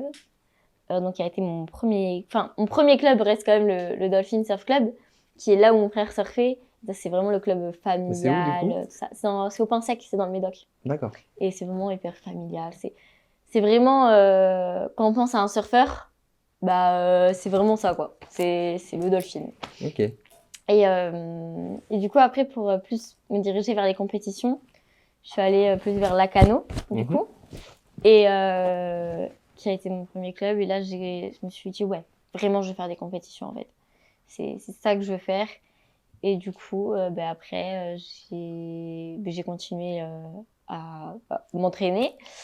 Tu t'entraînais combien de fois par... Une fois par semaine, il me semble. Une fois par semaine? Je crois bien, ouais. Pendant les périodes. Hein. Et après, tu as des stages aussi, j'imagine, l'été, pendant les vacances ouais, scolaires. c'est ça, en fait. Et après, pendant, comment dire, par exemple, l'hiver, je ne surfais pas à ce moment-là. Pardon. Et du coup, après, j'ai commencé à de plus en plus m'améliorer. Et on m'a dit, ok, est-ce que tu veux faire les Girondes c'est ce week-end? Je me suis dit, grave, genre les championnats de Gironde et tout. Genre, ça peut paraître rien en soi, parce que c'est les championnats de Gironde. Et c'était en quelle année? T'avais quel âge? C'était en 2019, j'avais 13 ans. Et moi, à ce moment-là, je me suis dit, waouh, championnat de Gironde, genre, c'est énorme en fait. C'est mes premiers championnats. C'est les premiers championnats de Gironde d'ailleurs. Ta première compète? C'est ça. Et du coup, j'étais trop contente. En plus, j'ai gagné, donc je suis encore plus contente. Et là, je me suis dit, ok, je savais que je voulais faire des compètes, mais là, c'est sûr et certain. Donc, je suis passée de passionnée du surf à passionnée du surf et des compétitions. C'est vraiment je suis accro aux compètes. C'est-à-dire que l'hiver, j'en peux plus, on a plus de compètes, je suis au bout de ma vie, je suis mon père, j'en ai marre, il me dit qu'est-ce qu'il y a, t'as envie d'arrêter ça? Je dis non, j'ai envie de reprendre les compètes. et du coup, ouais, après on m'appelle et on me dit pour les franches, je sais pas grave, c'est incroyable et tout ça va vite. Mais je m'attendais pas à que ça aille aussi vite, c'est-à-dire que j'avais eu un stage de sélection quelque temps avant pour l'équipe de France, mais bon, j'y croyais pas. J'ai 13 ans, je commençais le surf à 7 ans, je me suis dit, je vais pas être prise, et au pire, c'est pas grave, c'est déjà un truc de ouf d'avoir le stage de sélection. Et ça sera pour les années prochaines, en fait. Et donc les France passent, etc. Je me rappellerai toute ma vie, j'étais devant un dessin animé. Et là, il y a mon père qui me dit, je viens de recevoir un mail. Moi, je me dis, ok, c'est un mail, j'ai 13 ans, pour moi les mails c'est juste relou en fait, il n'y a pas de bonnes nouvelles dans les mails quoi. Et il me dit, c'est de l'équipe de France, donc t'es prise dans l'équipe de France. Donc déjà, j'hallucine. Et je fais pas le lien avec les championnats du monde directement en fait. Genre juste déjà j'étais juste dans l'équipe de France et c'était un truc de ouf, genre waouh. Et il me dit, et du coup là, faut qu'on trouve les financements, mais dans 3 semaines, tu pars en Californie pour les championnats du monde. Enfin, j'accepte ou... Je regarde, je fais, mais comment ça? Tu me demandes si genre on accepte d'aller au championnat du monde là? Mais oui, genre c'est logique. Et j'y croyais pas, hein, clairement. Je me rappelle, j'ai crié dans ma maison avec ma mère. Ma mère elle a pleuré. Et moi j'y croyais pas en fait. Je me dis c'est dingue, genre j'ai commencé les compètes, j'ai 13 ans. Et genre là je vais faire ça là et genre, le championnat du monde. et j'ai vécu un rêve éveillé et je me suis dit, il faut pas que ce soit les derniers. Je me suis dit, il faut que ce soit que le début de l'histoire. Non, c'est chouette. Mais avant d'aller au championnat du monde, moi j'ai envie de te poser la question, comment on surfe quand on est aveugle? Alors du coup, comment ça se passe? Moi j'ai mon coach qui m'accompagne, qui est à 3 mètres de moi. Ouais. Donc c'est mes yeux en fait. Et il me décrit tout dans les moindres détails de ce que je pourrais voir normalement, sans aucun contact physique, sinon je peux être pénalisée. Donc, éliminer la compétition, qu'on enlève des points sur ma vague, etc. Et tu peux développer un peu sur comment tu gagnes des points, quelles sont les compétitions, comment ça se passe, Alors, du coup, la les pratique en points, tant que les telle, ce que tu nota... ressens. Enfin, ouais, il y a plein de choses qui moi, me viennent en tête. Ça te fait beaucoup de questions en une, mais Non, je te laisse te démerder avec ça. Alors, du coup, les notations, c'est sur 20 points. Ouais. Donc, que ce soit dans le para ou dans le surf en général. Donc, nos 2 meilleures vagues vont être notées. Et sur 10 points. Donc, et qui va faire un total de 20 points. Enfin, je sais pas si j'explique assez bien. Et du coup, nous, notre catégorie, ça va être noté en fonction de la longueur de la vague. Donc, par exemple, si on arrive au bord ou qu'on a fait, je sais pas moi, 30 cm de longueur de vague, bah, ça va pas être noté pareil. Le flow, donc comment on va être à l'aise, ce qu'on va faire sur la vague, etc.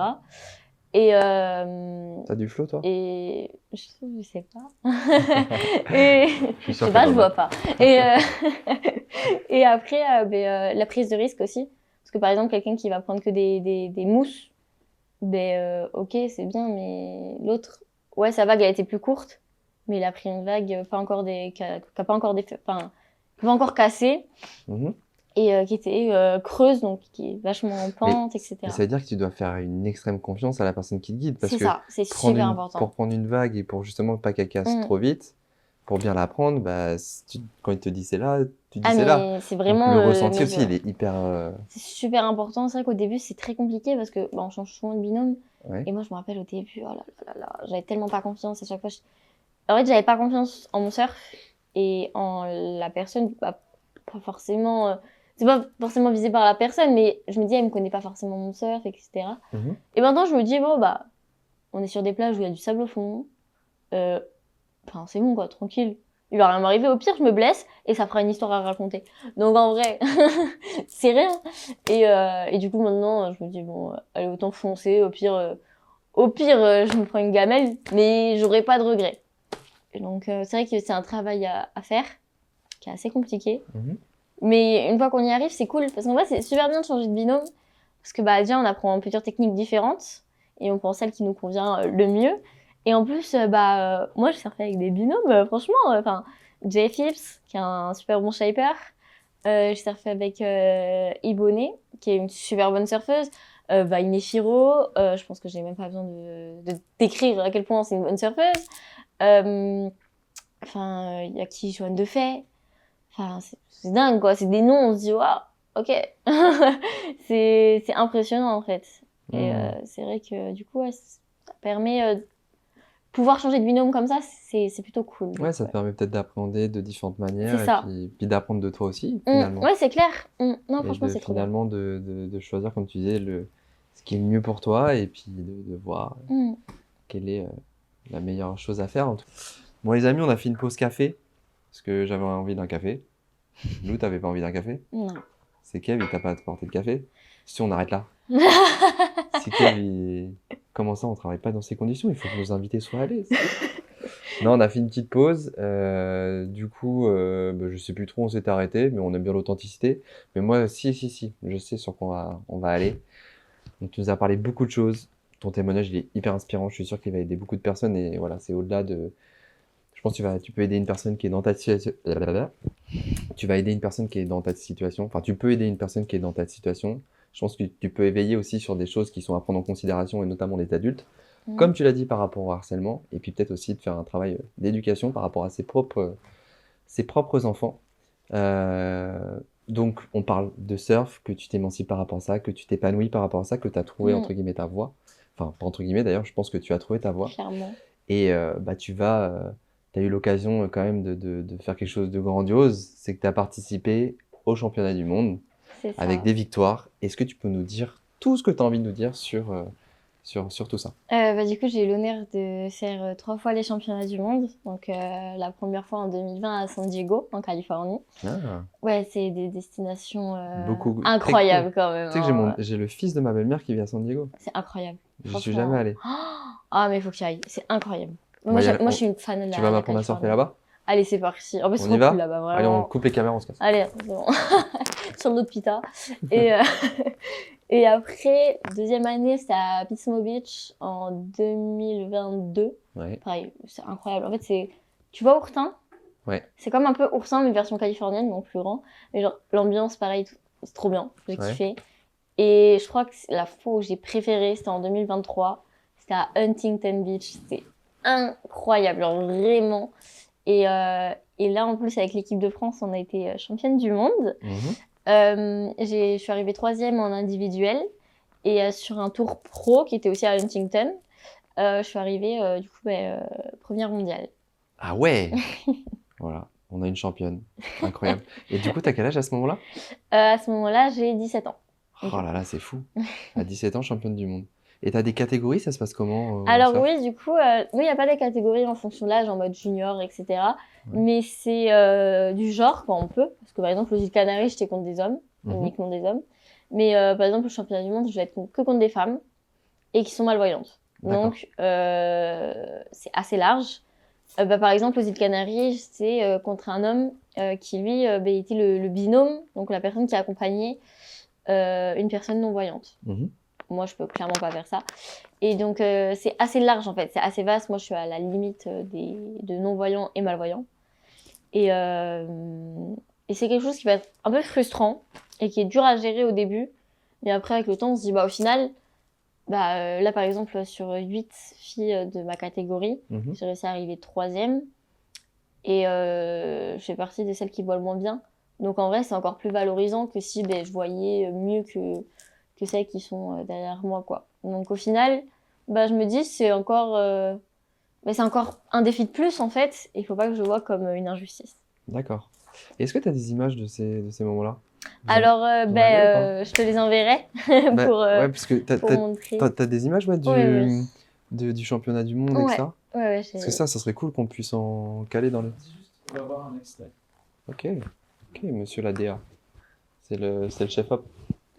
De quoi? Ah, mais je rigole plus, moi. T'es pas certain? Oh merde! Ah merde. Ah, vous en avez pas?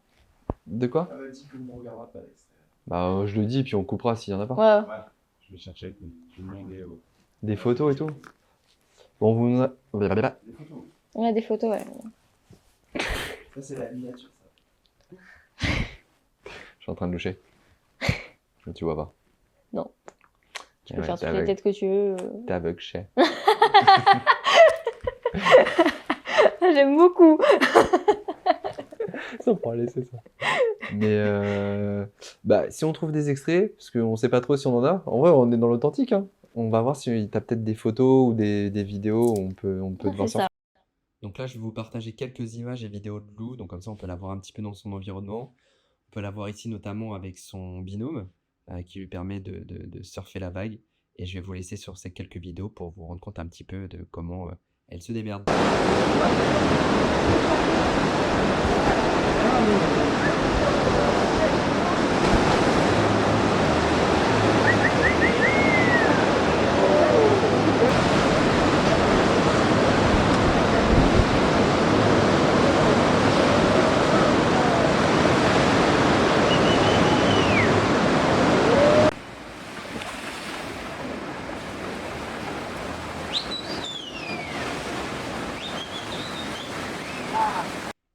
En tout cas, moi, je trouve ça incroyable. Félicitations, Lou. Et c'est reparti pour la suite de l'interview avec elle.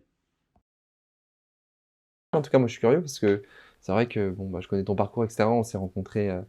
D'ailleurs, on s'est rencontrés où, Lou? Alors, au festival du département de la Gironde, qui s'appelait... Truc des jeunes, là. Ouais, on ne parle pas d'âge, voilà. On ne parle pas d'âge, et c'était des tables rondes qui étaient super, une organisation dingue d'ailleurs. Et c'était là où on s'était rencontrés. On s'est vu là, on s'était revu une autre fois. Ouais, au Port de la Flamme. Ah, c'était la deuxième fois? On s'était pas, on s'est pas croisés à un autre moment? Je me pose la question. Je crois pas. Hein. Ah, je sais plus.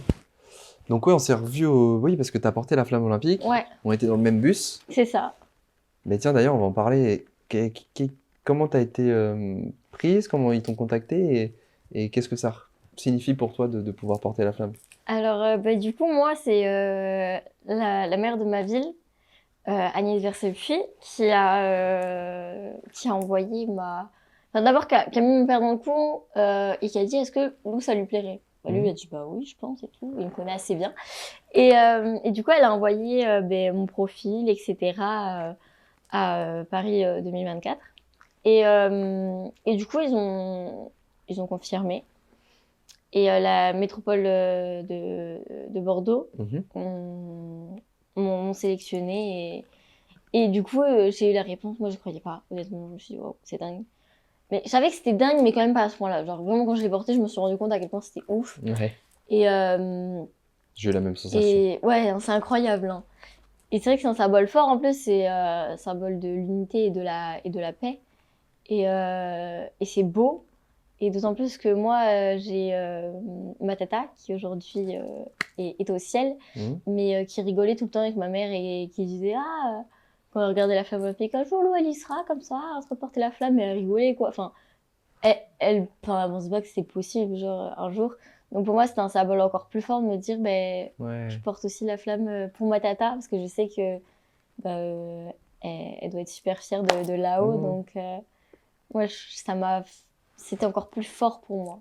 Et t'as ressenti quoi du coup quand t'as porté la flamme mis à part que tu t'es pris un peu la pluie? Non, j'ai évité la pluie, j'ai eu le soleil. Ah, comme moi. Ouais. On l'a évité aussi, on doit être les deux seuls à l'avoir évité à ce moment-là. C'est ça, on a évité les gouttes. Mais ouais, c'était incroyable en fait parce en fait, on te transmet la joie avec la flamme, quoi. Je sais pas si t'as eu aussi cette sensation-là, mais c'est vraiment dingue. Il y a les sourires qui se transportent en même temps que la flamme. Et c'est impressionnant, en fait. On se dit, waouh.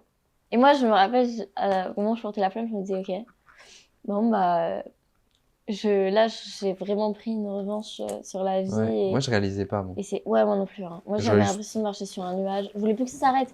Mais tu sais qu'en plus, sur le relais, il y a la dame qui est arrivée. Mais moi, je l'ai pas vue. Elle était pas dans mon champ visuel. Donc moi, je continuais. Elle dit, non, je suis là.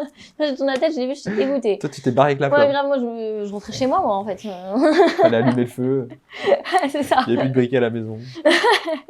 Il n'y avait plus de gaz, ça allait bien faire des pâtes. Bon. mais moi, ce qui m'a beaucoup marqué ce jour-là, c'était beaucoup la ferveur, évidemment.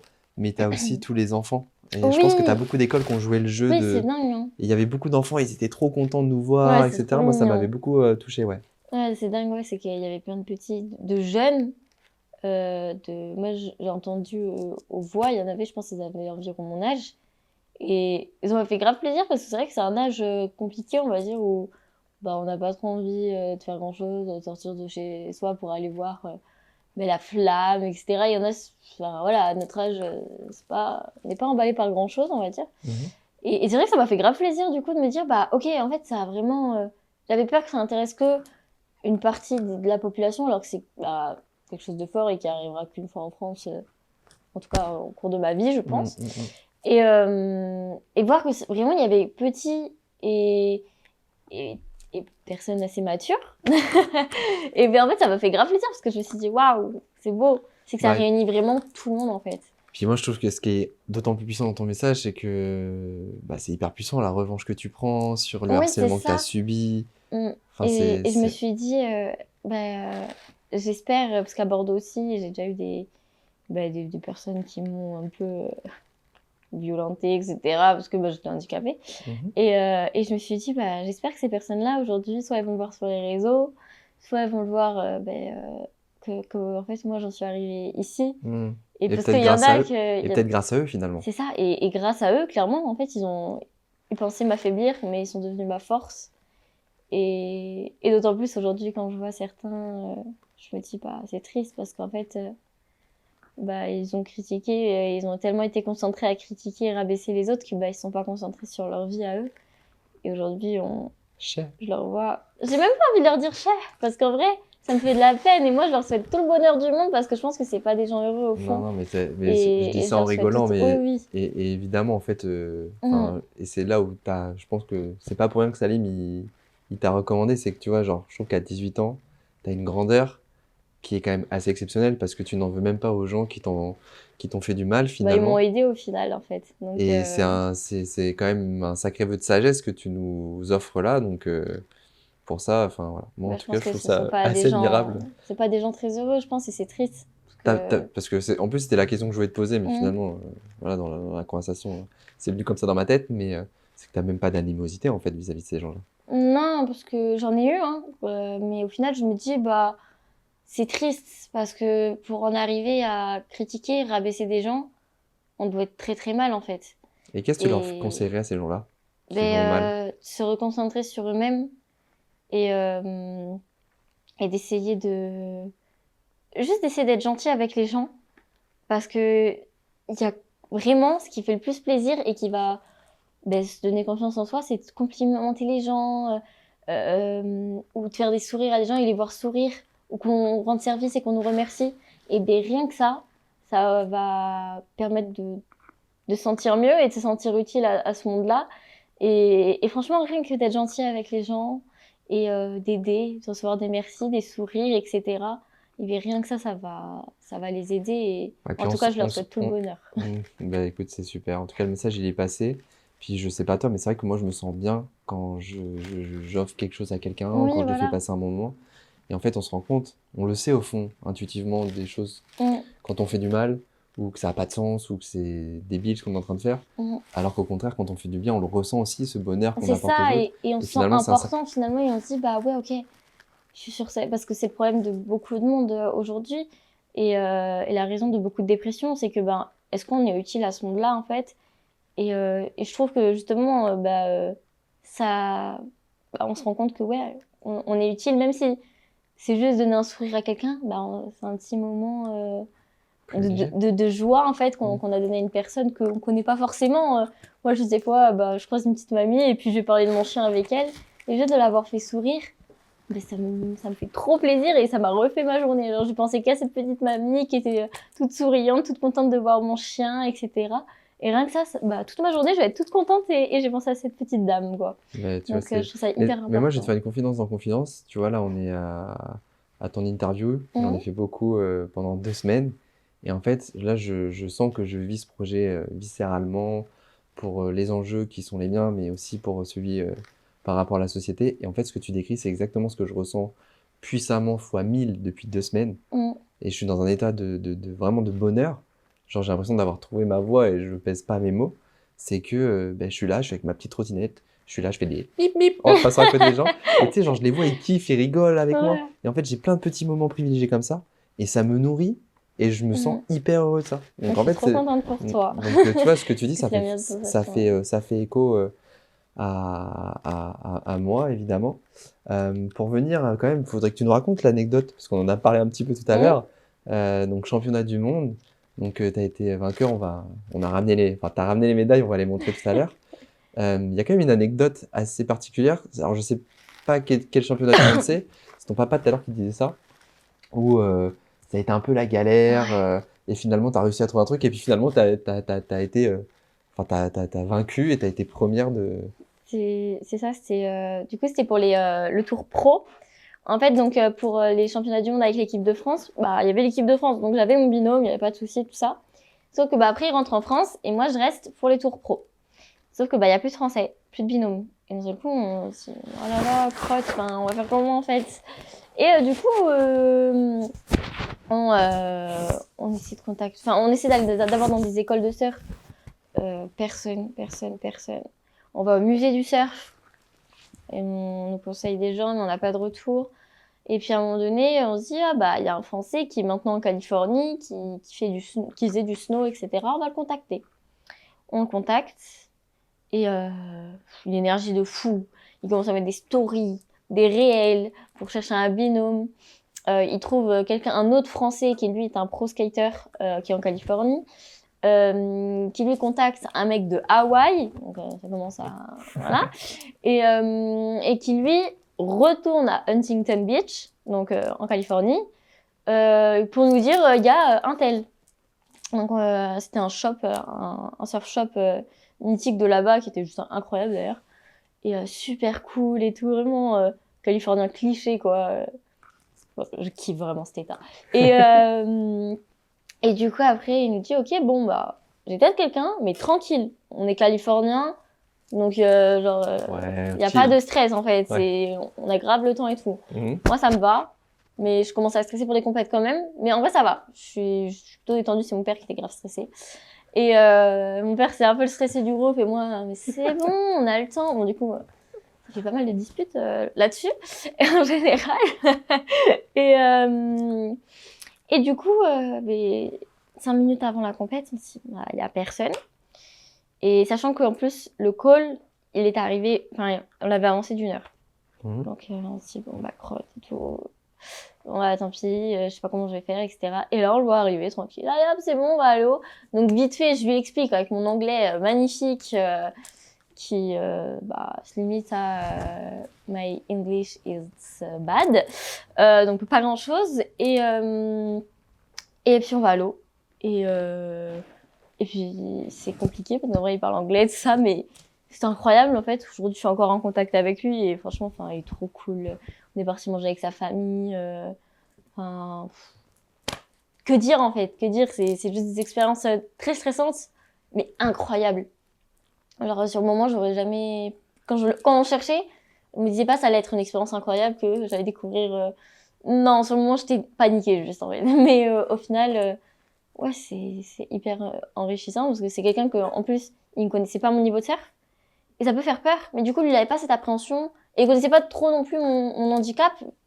Et du coup, en fait, il n'avait pas cette appréhension de « Ah ouais, mais j'ai peur de l'envoyer dans des grosses vagues, etc. » Non, il s'est dit « Ok, je vais la faire surfer comme une voyante, en fait. » Et d'ailleurs, t'étais à les vagues pendant le championnat du monde. Donc, c'était où ça? À Huntington Beach. Voilà, c'est ça.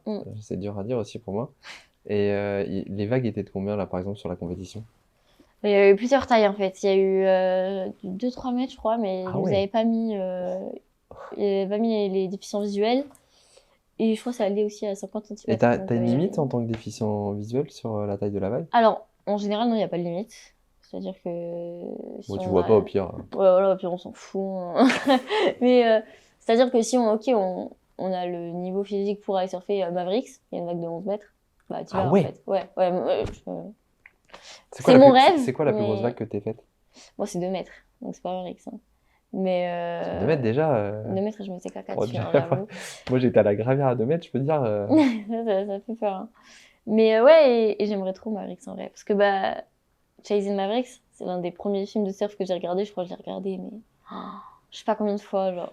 C'est le film avec Keanu Reeves, non? Jay Moriarty. Ah non, je confonds avec l'autre.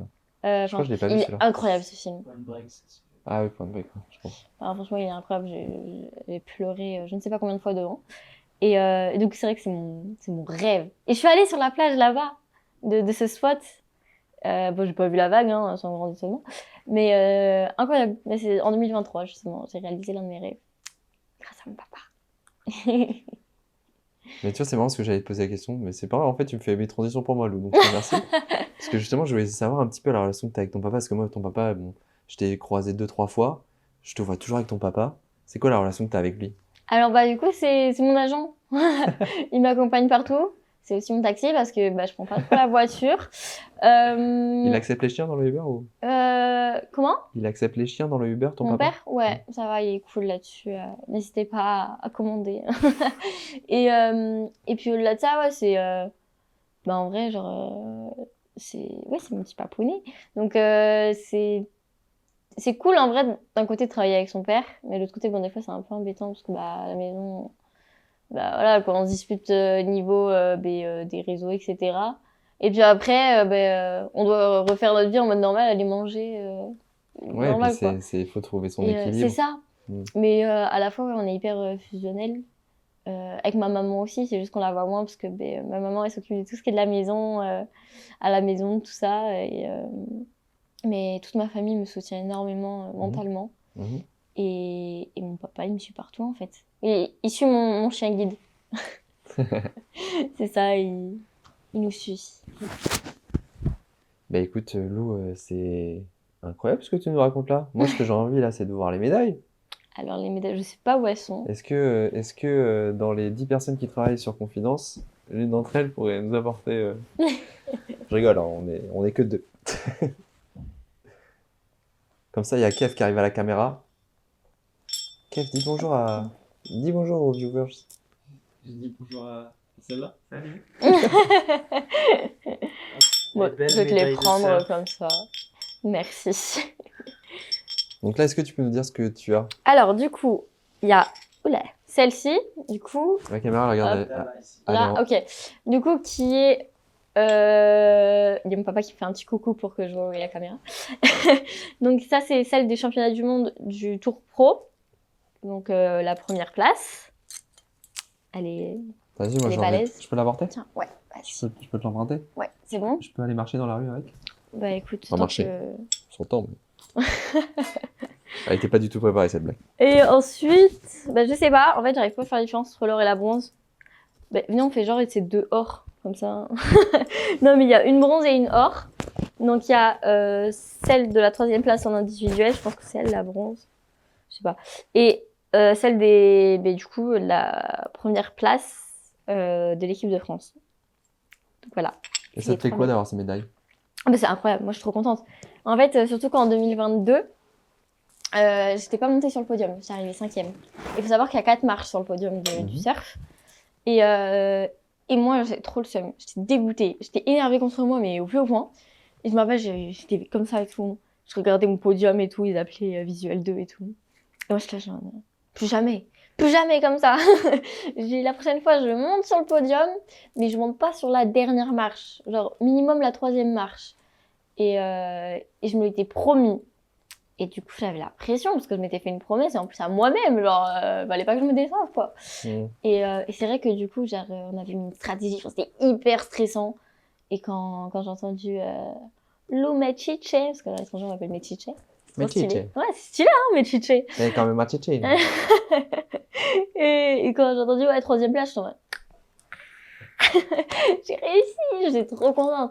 J'ai pleuré, ma mère elle pleurait, elle arrivait même plus à se lever tellement qu'elle tremblait et tout. Mon père il se retenait. Mais ah ouais non, c'était incroyable, franchement c'était magique. Ah ouais non, ça m'a marqué. Hein.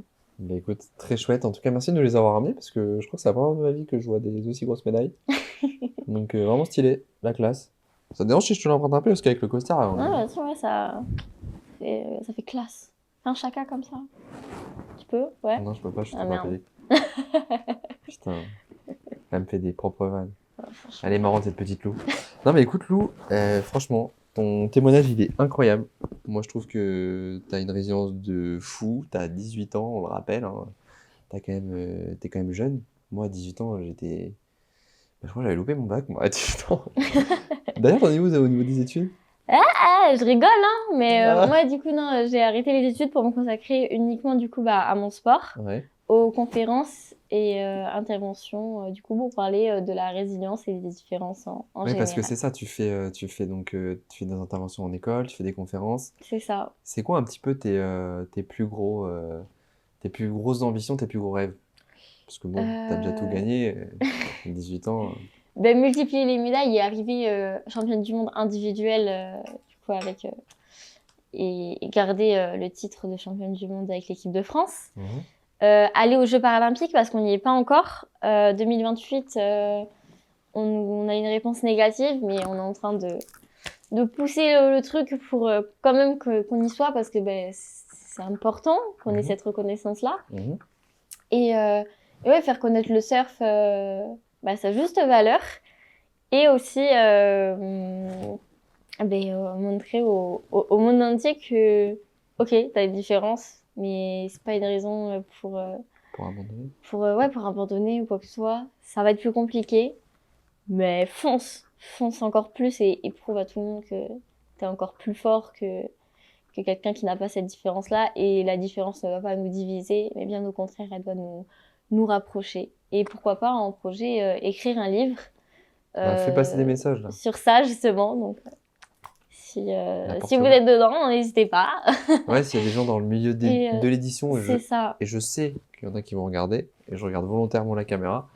S'il y a des gens dans le milieu de l'édition, je crois que tu cherches aussi un peu des sponsoring pour... C'est ça, oui, parce que forcément, du coup, il y a mon binôme qui doit m'accompagner à l'eau. Donc, les destinations, c'est Californie, c'est îles Canaries, c'est Hawaï, Costa Rica. Donc, c'est pas des destinations à côté. Et, ça coûte de l'argent, tu peux le dire. C'est ça coûte de l'argent.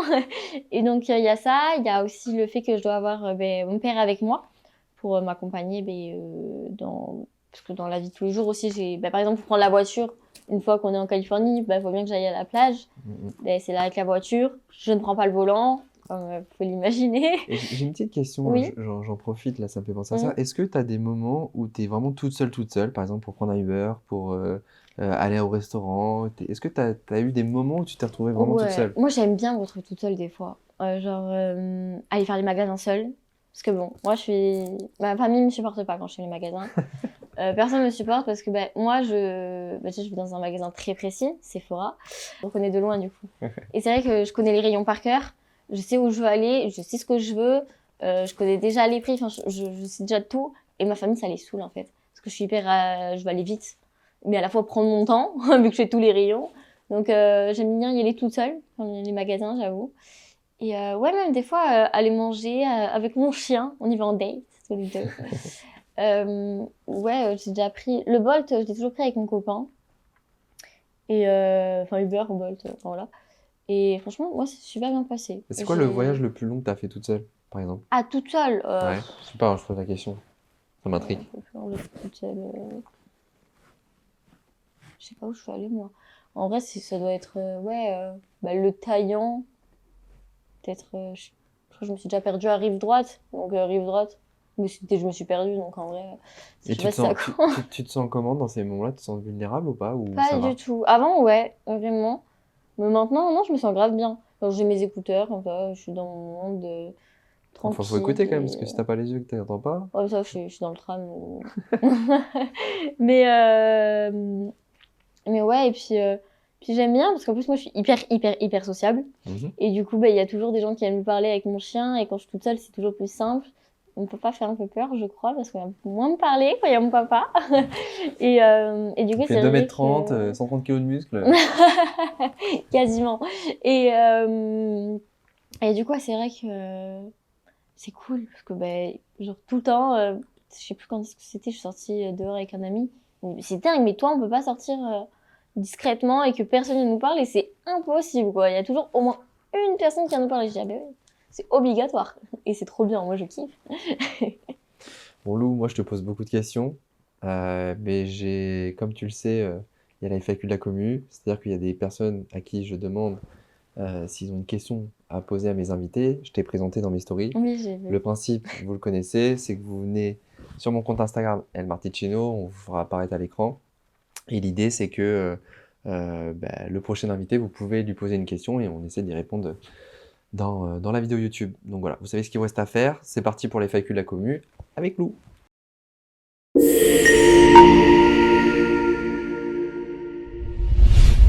la médaille, on peut la mettre là. Tu peux la mettre là? Parce que c'est quand même stylé. Fais gaffe à pas de la prendre dans la tête, ouais, parce que... Oh la vache. Ouais, Toi, c'est pas tout. Putain, tu peux tuer quelqu'un avec ça, hein. Ouais, hein, Tu mets t'as un vu. un coup de latte. Toujours ça dans mon sac au cas où. Tu le vois ça là, Tac. sur la... On peut la mettre comme ça vous Pilou, va pilou. Ouais, ok. Ça fait 2 semaines, je suis complètement fou, je suis fatigué. Je dors 5 heures par nuit. T'as pris pour un chat. Quel est ton spot préféré pour surfer, nous demande Aude. Alors, du coup, en vrai, je dirais Huntington. Ah, du coup. Huntington Beach. Ou... ouais. Bordeaux-Lac. En vrai, pain sec. Bordeaux-Lac. Non, en vrai, le pain sec, j'aime trop. Parce que c'est vraiment... je dirais pas que c'est pour les vagues. Parce que, enfin, ouais. Et...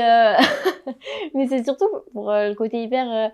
c'est le Médoc, quoi. C'est familial, on connaît tout le Ouais, monde. puis c'est là où t'as commencé. Ouais, c'est ça. C'est tous mes repères. Ah ouais, non, ouais. Donc, Huntington Beach et le pain sec. Trop cool. Ça, alors, je crois qu'on y a un petit peu répondu tout à l'heure. J'ai Broche Brochard qui demande à quelle distance parviens-tu à savoir si tu peux prendre une vague ou non? Alors moi, du coup, c'est vraiment mon binôme qui me décrit, parce que sinon, c'est trop tard, en fait. Quand la vague, elle arrive, quand la vague, je la vois, c'est trop tard. Et en plus, je peux même pas savoir si je peux la prendre ou pas. Donc, c'est vraiment le rôle de mon binôme de me prévenir quand il y a la vague. Alors, j'ai Sonia, qu'on embrasse, c'est mon auxiliaire de vie, qui demande de quelle manière perçoit-elle les vagues lorsqu'elle surfe. Du coup, les vagues lisses qu'on va voir, moi, je les vois pas, en fait. Ouais. Et les vagues donc, qui sont cassées, donc qui ont de la mousse, en fait, je vais les voir au dernier moment, en fait. Et je vais juste voir quelque chose de blanc. voilà, et c'est à peu près tout. Enfin, c'est tout ce que je peux expliquer. Donc toi, tu es beaucoup plus dans le ressenti finalement. Ouais, voilà, c'est plus à l'écoute et à Et ce ça que te fait je quoi ressens. quand tu surfes une vague? Tu nous l'as pas dit. Ben, c'est vraiment ouais, de la liberté en fait. Et je pense que je kiffe encore plus qu'un voyant du coup parce que je sais pas, ben, un voyant il va être vachement basé sur ce qu'il voit. Moi, c'est vraiment tout ce que je vais ressentir sous mes pieds, le vent, le bruit, etc. Donc, je pense que je suis encore plus en contact avec toutes les sensations, etc. Et je pense que je kiffe encore plus. Donc, c'est vrai que, en vrai, ça doit être un bon point d'être malvoyante quand on surfe. C'est hyper intéressant ce que tu dis là. J'ai Jean qui viendra peut-être un jour aussi dans Confidence. Déjà un grand bravo à Lou et juste une question, a-t-elle peur quand elle surfe la vague? Euh, Alors, quand je surfe, non. C'est plus quand je commence à partir. Là, ouais. Là, ben, quand je commence à sentir ouais, le creux de la vague, en fait, et la descente, je me dis, ça fait pas peur. Mais après, une fois que je suis dessus, bah non, je kiffe en vrai. Et puis, on est sur des spots, enfin, des plages de sable. Et t'as des gens d'ailleurs Donc, ça qui va. sécurisent un petit peu quand vous surfez, Bah, moi, j'ai mon s'il y a un casque. risque, si J'ai tu un- tombes à l'eau pour pas se noyer, etc. Parce que ça peut être dangereux. Moi j'en ai vu en centre d'éducation quand il y a eu des accidents Ouais. de surf par exemple. Mais ouais, non, j'ai un casque. Toujours, parce que c'est vrai qu'on n'y pense pas souvent au surf, mais par exemple au ski, au snow, au skate, on a un casque. Et le surf, c'est un sport super dangereux aussi, mais c'est important d'avoir un casque. Bah, je connais quelqu'un qui a failli finir en fauteuil bah, justement parce qu'il n'avait pas de casque. Et il a surfé et il s'est C'est la pris planche. une planche dans la tête. Ouais. Donc ouais, c'est super important. Et sinon, bah après, mon binôme en soi, il me sécurise, genre il me prévient s'il y a quelqu'un ou quoi. Parce que sinon, moi, je surferais sur tout le monde. Mais à part ça, il n'y a pas besoin de sécurité supérieure. Après, s'il y a besoin d'aide, il sera là, bien sûr. Alors j'ai une autre question de Milena Suro Mhm. qui me demande comment tu gères Pita pendant tes passages à l'eau? Alors, Pita, pardon, il reste sur le sable. Donc, il dort, il va un petit peu jouer, mais pas longtemps. Et puis après, quand il voit que je sors de l'eau, il vient me chercher hop, pour me ramener à mes parents ou avec qui j'étais en fait Il est bien au là. bord du sable. Ouais, là, il est installé là. Hein. Là, apparemment, le Ça Mondrian, va. Il est pas trop il stressé, kiffe. hein, franchement. Ouais. Bon, c'est vrai qu'on est pas mal ici. Hein. Ouais. Et du coup, elle m'a posé aussi une autre question, une qualité et un défaut de Pita. Qualité. Oh, je sais pas, il y en a trop. Hein, ouais. Mais qualité, genre. C'est une patte, genre, c'est un amour. C'est un gros nounours. Et défaut, Il dort un peu beaucoup. flemmard. Mais après, ça, je peux pas lui reprocher, parce que bon, je suis un peu pareil, donc bon, ce serait culotté de ma part. Mais ouais, peut-être, ouais, flemmard. Mais c'est pas grave, il a tellement de qualités à côté que, franchement, ces défauts, je les prends Ça compense et... avec grand plaisir, il y a pas de souci. Donc, ouais, non, c'est surtout des qualités qu'il a en fait. Donc, Mais écoute, merci d'avoir répondu aux questions mais merci des gens qui nous à la regardent. communauté d'avoir posé des questions. Mais écoute, merci infiniment, Lou, pour Mais ton merci à témoignage. Je toi. pense qu'il va aider énormément de personnes. Tu connais aussi le principe de confidence. Là, pour le coup, tu es la première, comme je le disais au début de l'interview, de la question signature de Salim qui t'a recommandé. Et moi, j'aimerais savoir, on va mettre le petit générique. C'est parti pour la question signature.